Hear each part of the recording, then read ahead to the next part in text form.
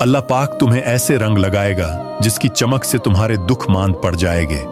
तुम भूल जाओगे तुम्हारे साथ कितना बुरा हुआ, याद रहेगा तो सिर्फ इतना कि बेशक तुम्हारा रब रहमान व रहीम है। तुम्हारे बोलने से पहले तुम्हारा रब जान लेता है कि तुम क्यों परेशान हो, फिर भला वो कैसे बेखबर होगा। तुम्हारी जख्मी रूह से तुम्हारा रब जल्द ही तुम्हें खुशियों की नवीद सुनाएगा और फिर तुम्हारे सारे दुख ढल जाएंगे। क्यों घबरा गए? जिसके हुक्म के बगैर एक पत्ता तक नहीं हिलता, तुम्हें क्या लगता है वो तुम्हारे हालात से वाकिफ नहीं? तुम्हारा रब गैब से तुम्हारी मदद करेगा कि तुम हैरान रह जाओगे और फिर कहोगे अल्लाह पाक में तो इस काबिल भी नहीं था। अल्लाह पाक तुम्हारे तड़पते दिल को जल्द सुकून अता करेगा, वो तुम्हें रोता हुआ नहीं छोड़ेगा।